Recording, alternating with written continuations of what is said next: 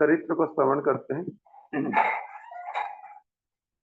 धनिष्ठा भक्ष्य सामग्री कृष्णायादाद्रजेमिताम् सेव साम्प्रतं गौरांग प्रियो राघव पंडित गुणमाला ब्रजे आसीत् मयंती तो तत्वसा।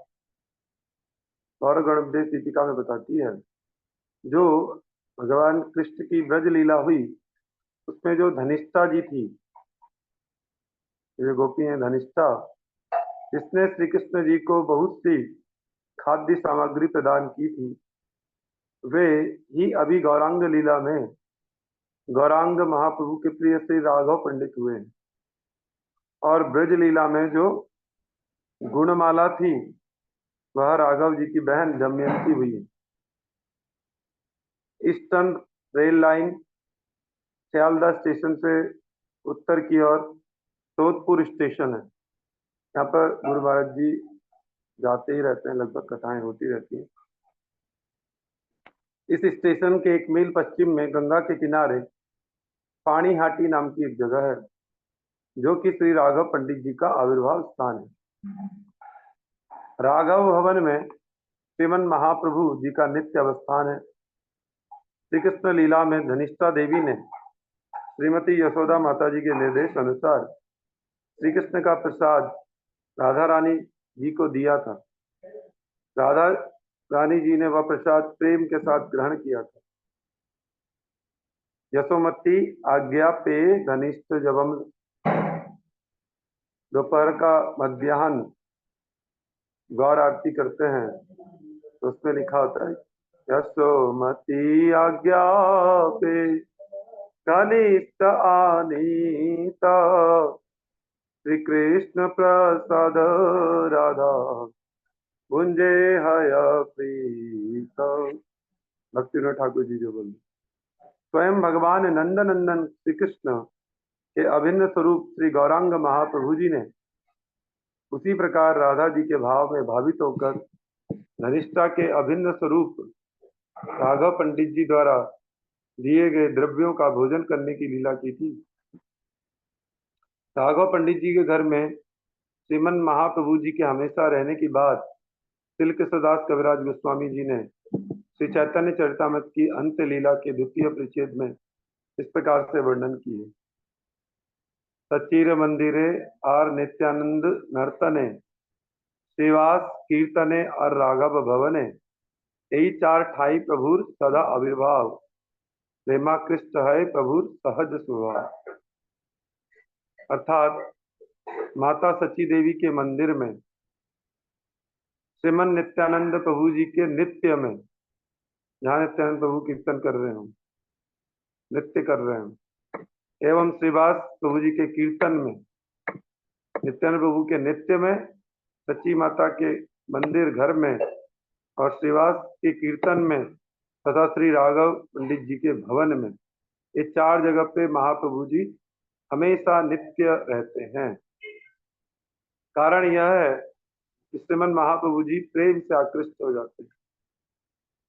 राघव पंडित श्रीमन महाप्रभु जी के कितने प्रिय थे वह वृंदावन दास जी के वर्णन से जाना जा सकता है। श्रीमन महाप्रभु जी श्रीवास पंडित जी के घर कुमारहट्ट से पानीहाटी में राघव जी के घर पर आए थे। प्राणनाथ गौरचंद्र जी के दर्शन कर राघव पंडित प्रेम से गदगद हो गए और महाप्रेम में भरकर महाप्रभु जी के पास पद्मों में गिर पड़े।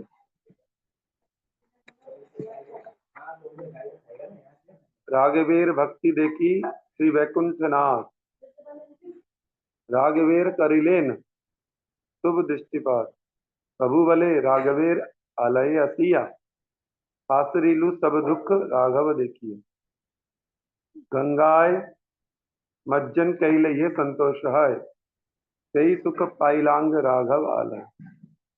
अर्थात श्री वैकुंठनाथ ने श्री राघव की भक्ति देखकर उनके ऊपर दृष्टिपात किया। श्री प्रभु ने कहा, राघव के घर आकर उन्हें देखकर मैं सब दुख भूल गया। गंगा जी में स्नान करने से जो संतोष प्राप्त होता है, वही सुख मुझे राघव जी के घर में आकर मिलता है।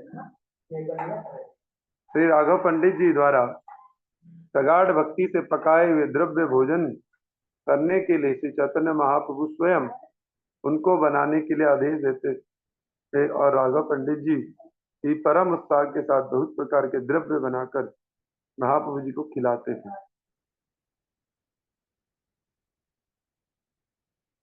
बलदेव अभिन्न स्वरूप नित्यानंद प्रभु भी अपने जनों के साथ श्री राघव पंडित जी के घर आते और उनके द्वारा बनाए गए विभिन्न प्रकार के द्रव्यों का भोजन करते और उनकी रसोई की खूब प्रशंसा करते। श्री चैतन्य महाप्रभु जी की इच्छा से श्री गदाधर दास, श्री पुरंदर पंडित, श्री परमेश्वरी दास, श्री रघुनाथ वैद्य इत्यादि परम वैष्णव भी पानीहाटी में श्री राघव जी के घर आए थे। उस समय श्री गौर सुंदर जी ने श्री राघव पंडित जी को अलग से एकांत में उपदेश दिया था कि वह उन्हें और नित्यानंद प्रभु को अभिन्न समझे। श्रीमन महाप्रभु जी ने मकर ध्वज कर को श्री राघव पंडित जी की सेवा करने का निर्देश करते हुए कहा कि राघव पंडित जी की सेवा ही मेरी सेवा है।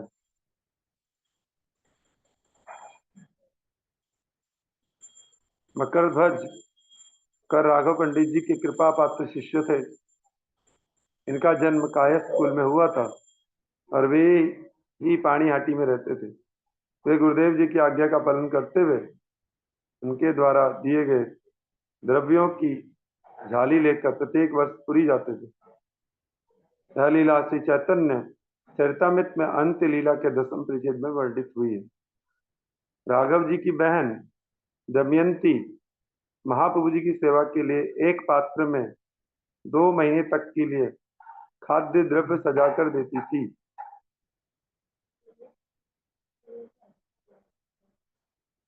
यही राघव की झाली के नाम से प्रसिद्ध थी।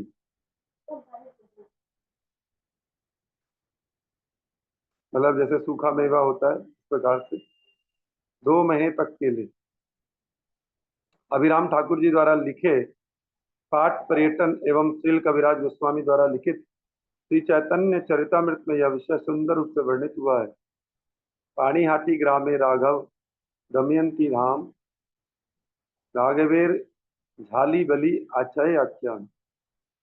राघव पंडित प्रभुर आद्य अनुचर तार शाखा मुख्य एक मकर ध्वज कर सहार भगिनी दमयंती प्रभुर प्रिय राशि प्रभुर भोग सामग्री ये करे बारहमासी। ये सब सामग्री यत झालिते भरिया राघव लैया यान गुप्त करिया 12 मास कहाँ प्रभु करें अंगीकार राघवेर झाली बलि प्रसिद्ध यहाँ तली लेने श्री राघव पंडित उदार गुप्ते यार घरे दिल चैतन्य विहार। श्री कृष्णदास कविराज गोस्वामी जी ने श्री चैतन्य चरितामृत की अंत्य लीला के 10वें परिच्छेद में श्री राघव जी की झाली का विवरण विस्तृत रूप से वर्णन किया है। ब्रजवासी के शुद्ध सत्वमय विशुद्ध प्रेम में ऐश्वर्य देखने को नहीं मिलता। स्वयं भगवान श्री गौरांग महाप्रभु का पेट खराब हो सकता है। इस भय से दमयंती सुक्ता नामक व्यंजन बनाकर महाप्रभु जी को परोसती थी।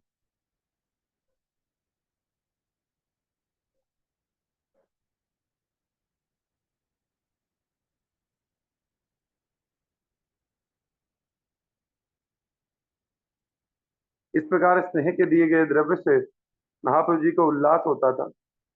राघव पंडित चले झाली साजाइया दमयंती यत द्रव्य दिया छे करिया नाना अपूर्व भक्ष्य द्रव्य प्रभुर योग्य भोग वस्त्र एक प्रभु यह करे उपयोग भावग्राही महाप्रभु स्नेह मात्र लैया सुक्ता पाता सा संदिते महासुत हैया मनुष्य बुद्धि दमयंती करे प्रभु पाय गुरु भोजने उदरे प्रभु आम हैया यश सुक्ता खाइले से ही आम हई वेतनाश सही स्नेह मने वावी प्रभुर उल्लास।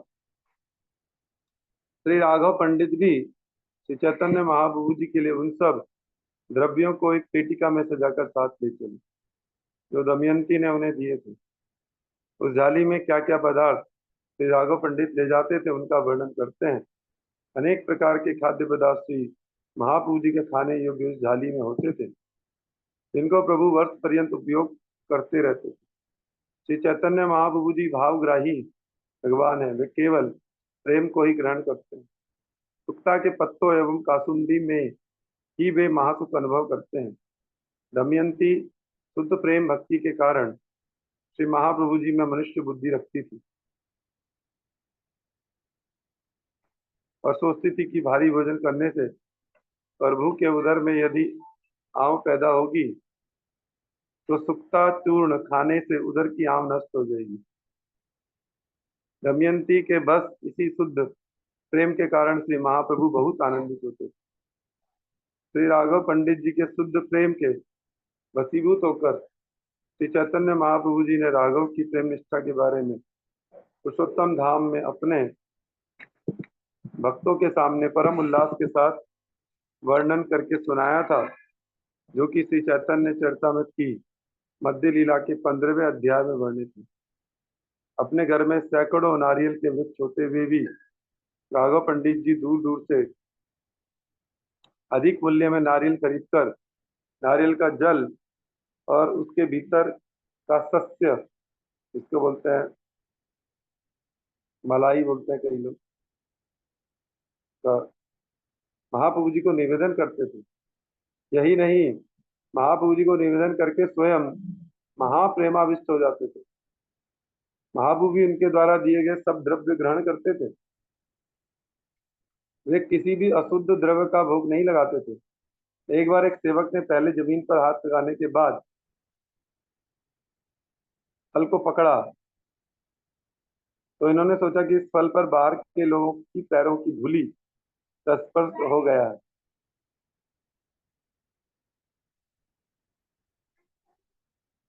जिससे यह फल अपवित्र हो गया। अतः राघव जी ने इस फल को पवित्र समझकर घर की चार दीवारी के बाहर फेंक दिया।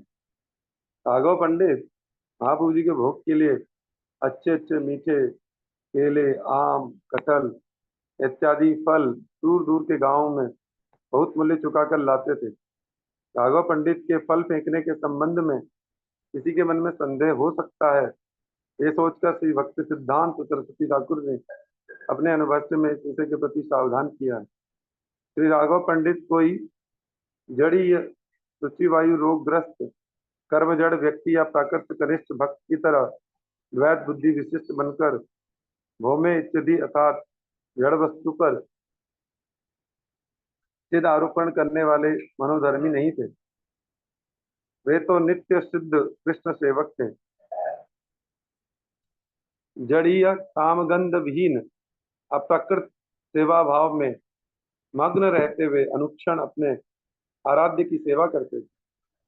जब चैतन्य महाप्रभु जी के आदेश के अनुसार शुद्ध भक्ति के प्रचार के लिए अपने पार्षदों के साथ श्रीमद नित्यानंद प्रभु नीलाचल से गौड़ देश में आए तो गौड़ देश में भ्रमण करते समय पानीहाटी में श्री राघव पंडित के विशुद्ध प्रेम से आकृष्ट होकर इन्होंने इनके घर पर ही शुभ पदार्पण किया था।